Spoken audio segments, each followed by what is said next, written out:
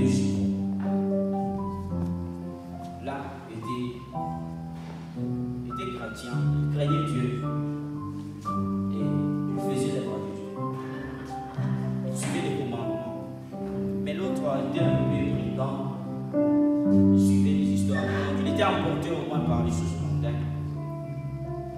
Et son frère lui conseillait des fois, celui qui était chrétien lui conseillait de laisser cette vie, de ne pas continuer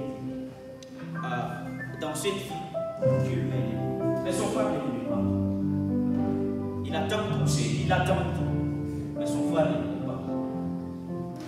Il était resté ferme dans sa décision, il était resté catégorique. Peu importe les efforts que son frère avait fournis pour lui convaincre de laisser la vie qu'il menait, lui ne voulait pas. Il continuait toujours dans cette vie. Et un jour, là où il était parti, vit la colère, on lui avait au moins fait du mal par quelqu'un, et la colère lui a emporté. Il a poignardé au moins celui qui lui avait provoqué. Et il était emporté, il a fait quelque chose de grave, et il a pris fuite. Et quand il avait pris fuite, il est rentré à la maison, là où il y avait son frère qui était à l'intérieur. Quand il a juste ouvert la porte, il a vu son jumeau avec du sang sur l'habit qu'il avait porté. Et il lui a fait entrer dans la maison. Il ne lui a pas demandé qu'est-ce qu'il y a. Lui-même a compris qu'il a commis quelque chose de grave. Et vu l'image que son frère a affiché, lui-même a constaté que non, il a commis quelque chose de grave. Et son frère a juste dit, si tu peux enlever ton dessus. Il a enlevé le dessus. Et le frère du jumeau qui était chrétien a enlevé aussi son dessus. Il lui a donné. Lui, il a pris son dessus qui avait du sang, il a porté. Et il lui a dit, prends fuite, vas-y, parce qu'on viendra te chercher. Et son frère a pris fuite, il a fui la maison, il est parti, on ne sait pas où. Et quand les gens étaient venus à la maison avec trop de bruit, attaquer la personne en question, c'est son jumeau qui s'est présenté. Et tout le monde disait que le voici, celui qui a tué cette personne. Voilà même le sang sur les dessus. Donc il est censé être arrêté. On lui a arrêté. On est parti avec lui au tribunal. On lui a posé 1000 questions. Il ne disait rien, il ne répondait rien à toutes les questions qu'on lui avait posées. Bon, on a jugé bon de l'arrêter, des signes pour l'arrêt des morts, vu qu'il ne lui parlait pas.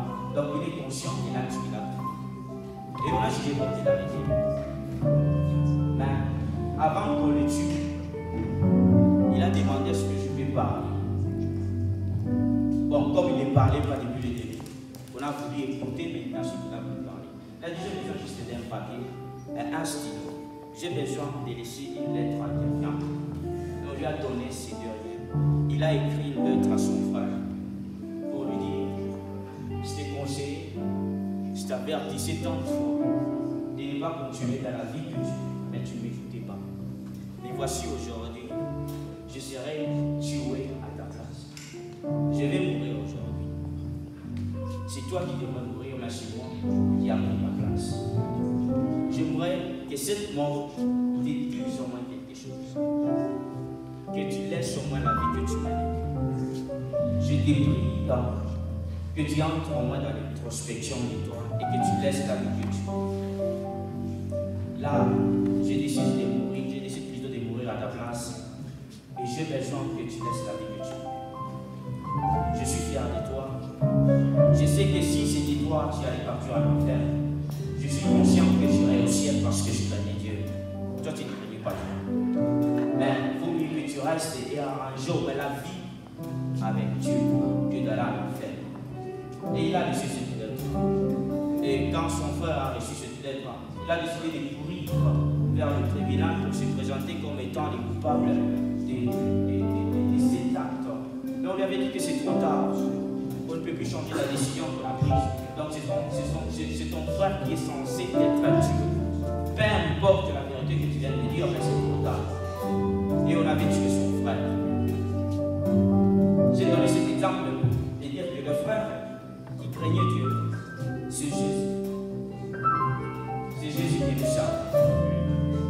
On ne se sanctifie pas pour aller au ciel. On ira au ciel par la foi. On se sanctifie pour dire merci à Jésus qui s'est sacrifié, qui s'est donné, qui a donné sa vie pour toi.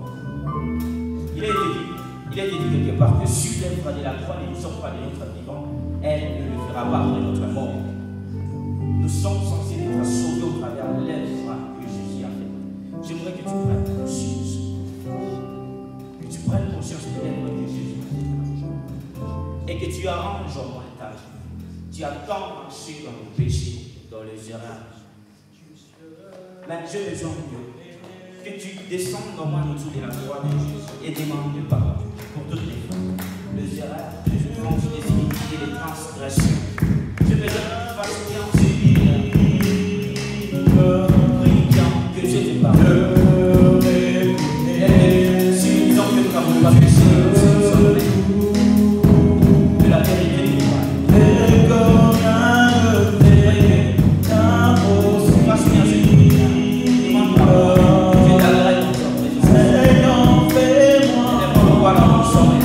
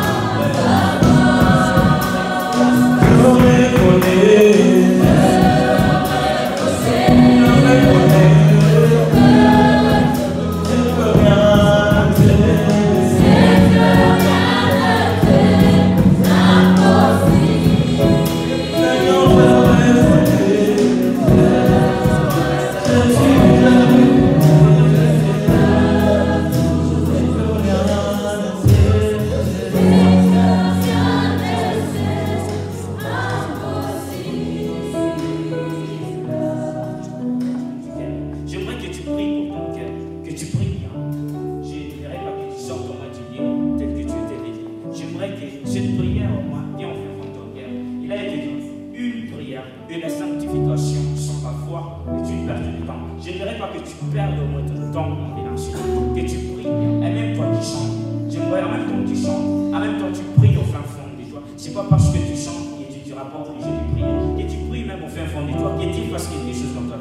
à l'ensemble et prions à l'ensemble.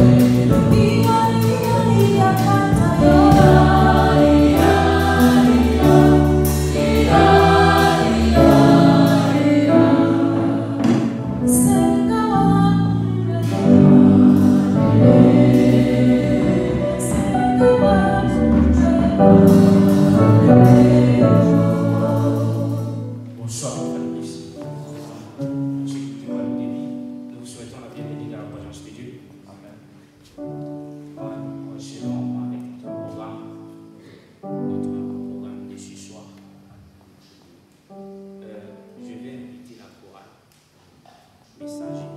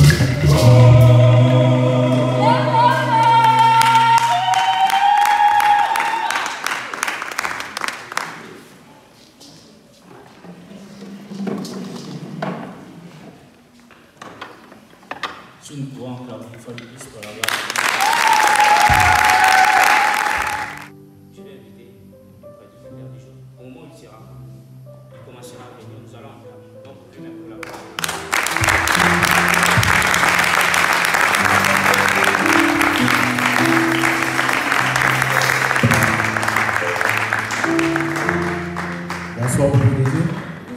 Bonsoir une fois de plus. Sans plus tarder, je remercie mon Dieu parce qu'il est bon et sa miséricorde durera toujours. J'ai toujours eu des sujets selon lesquels je glorifie mon Dieu. Moi, le frère de dîme que vous voyez, je ne parlais pas. Je ne parlais pas. Je bégayais pas mal. Juste même sortir et bon, c'était tout un problème pour moi. Mais quand aujourd'hui je parle, c'est juste rendre gloire à Dieu. Il est bon. Je remercie aussi les directeurs des Asekayou Sandé, Papa Rédias et Papa Josué, de m'avoir aussi accordé ces temps si précieux de prêcher la parole de Dieu. Comme le modérateur du jour vient de le dire, nous ne sommes pas experts en parole de Dieu, mais c'est uniquement la grâce. Je sais que parmi nous, il y a les gens qui prêchent très bien la parole. Il y a les gens qui peuvent bien spread the word. Amen. J'aimerais aussi remercier la chorale Messager de Dieu. Parce que je peux dire qu'ici à African University, c'est ma famille. C'est là où je me sens aimé. C'est là où je me sens en train d'enjoy. Amen, amen. Je remercie beaucoup cette chorale.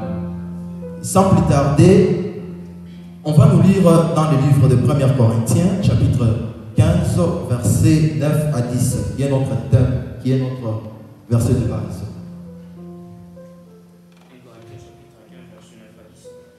Elle dit la parole de Dieu. Car je suis le moindre des apôtres. Je ne suis plus digne d'être appelé apôtre parce que j'ai persécuté l'Église de Dieu.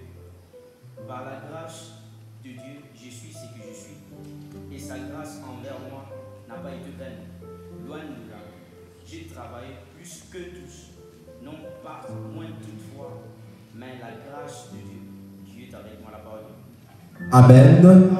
Amen. Que gloire soit rendue à Dieu. J'avais pris beaucoup de temps pour lire les chapitres entiers. Si vous lisez les versets 9 de ces chapitres, vous allez voir que Paul est en train de faire quoi? Il ne se considère pas. Il est en train de se blâmer lui-même dans les chapitres 9. Mais si vous allez plus loin, dans le chapitre 10, Paul commence maintenant à dire que je suis ce que je suis. C'est grâce à Dieu. Et même le travail que je suis en train de faire, c'est grâce à Dieu. Amen. J'aimerais encourager une personne ce soir qu'elle laisse que ton travail que tu es en train de faire puisse donner grâce à Dieu. Laisse que ta vie quotidienne, ta vie de chaque jour puisse donner gloire à Dieu. Que la grâce de Dieu puisse être donc au centre de toutes choses. Amen. Et notre thème de ce soir, avant de donner le thème de ce soir, je me rappelle un jour quand j'ai quitté la maison vers une autre ville. Maman me parlait parce que d'habitude, papa n'est pas du tout, ne nous parle pas du tout souvent. On chère avec lui rarement. Maman me parlait que Baba, là où tu pars, ce n'est pas chez vous. Toutes les choses que tu vas trouver sur la table, mange. Même si ce sont des choses que tu ne manges pas. Parce qu'on sait que tu as des caprices ici. Oh, je ne mange pas ceci, je ne mange pas cela. Si tu pars chez autrui, même si on appelait les choses que tu ne manges pas, mange. J'avais dit que, ok, d'accord. Arrivé le premier jour, on avait préparé les choses que je ne mange pas. J'avais mangé.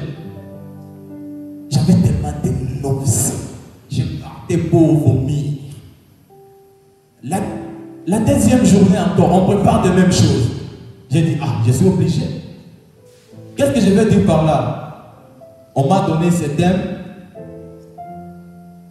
Notre thème principal, c'est la grâce efficace. Alors j'ai dit que comme on m'a donné ce thème, je ne vais pas partir là-bas avec mon sous-thème.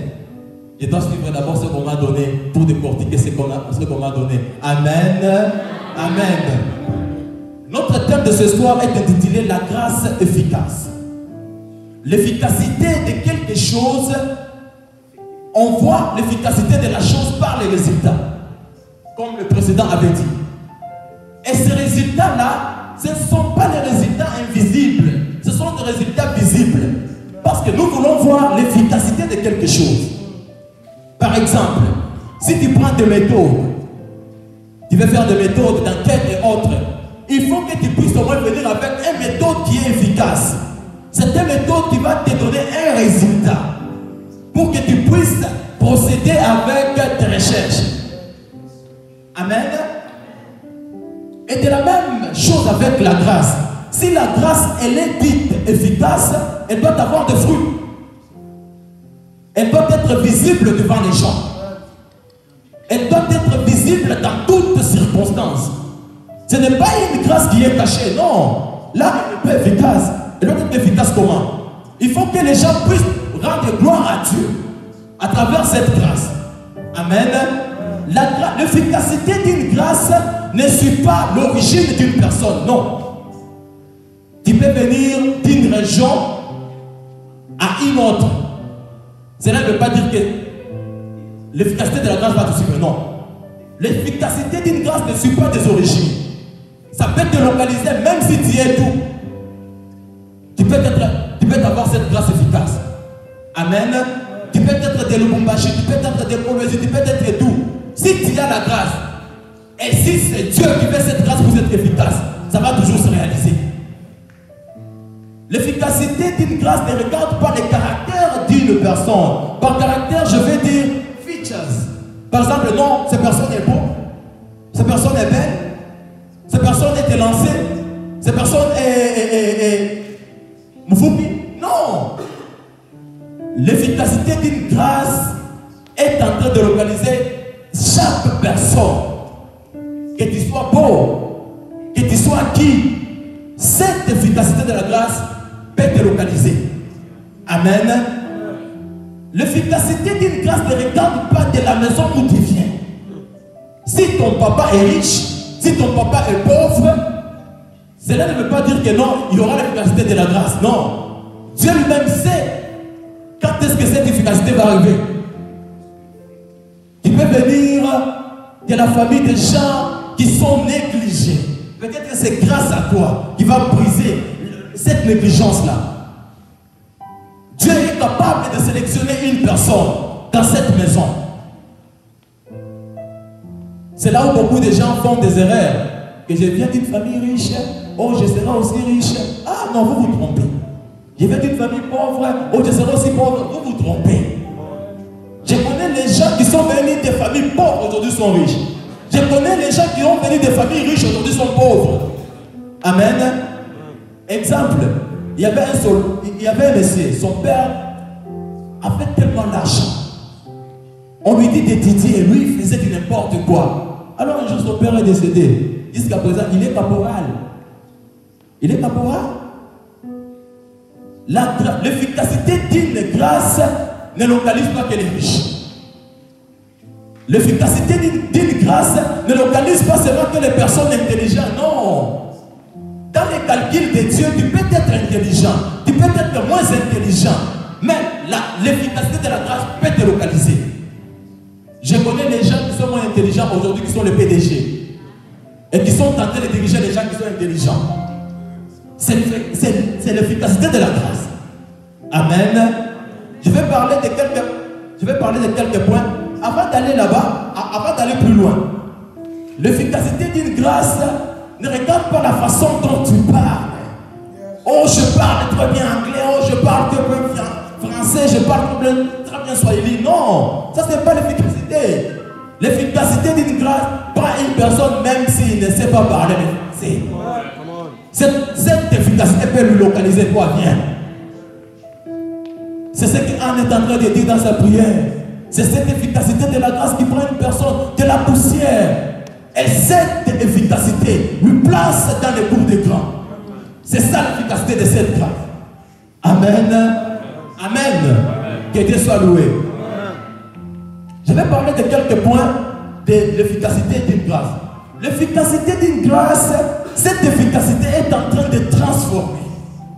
L'efficacité de la grâce transforme. C'est là où si vous lisez Genèse chapitre 50, verset 20. Joseph est en train de dire que il faisait quoi? Il était en train de faire les choses pour me faire du mal. Mais Dieu l'a transformé en quoi? En bien. C'est cette efficacité-là. Les gens peuvent penser de mauvaises choses sur toi. Mais toi, tu es comme si tu es l'argile dans le mains d'un potier. Et ce potier-là, c'est Dieu. C'est Dieu seul qui sait la forme qu'il est en train de te donner. C'est Dieu seul qui est capable de te transformer. Personne n'est comme Dieu. You can be in shape without form. But God is able. God is a potter. We are like the clay in the hand of the potter. C'est ça notre Dieu. Dieu est notre potier. Il est là, il donne la forme qu'il veut pour que l'efficacité de sa grâce puisse être accomplie et que les gens puissent rendre gloire à Dieu. Amen. Amen. L'efficacité de la grâce change une personne. Amen. Cette efficacité doit être visible. Quand quelque chose est visible, il y a une transformation, il y a un changement. C'est cette grâce-là qui change. C'est cette efficacité de la grâce-là qui change. Amen. Aujourd'hui, les gens peuvent te négliger. Oh, il n'a absolument rien.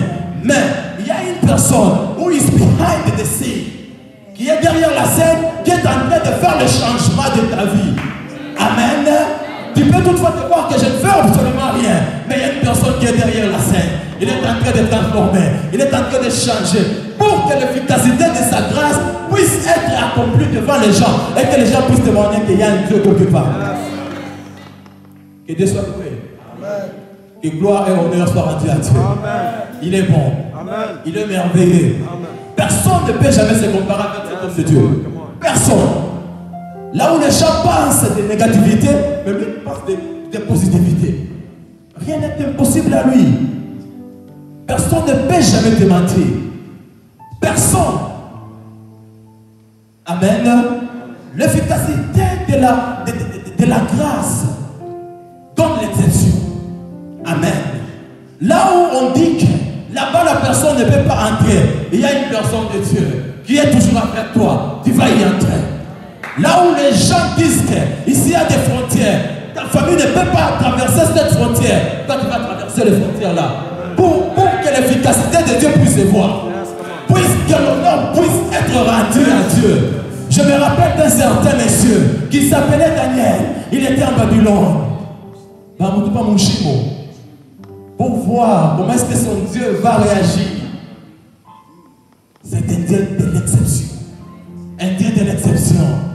Jusqu'à ce que le roi avait même changé les décrets. Un décret, ce n'est pas un document signé par un ministre, non. Un décret, c'est un document signé par le président, si je ne me trompe pas, et le premier ministre, je pense.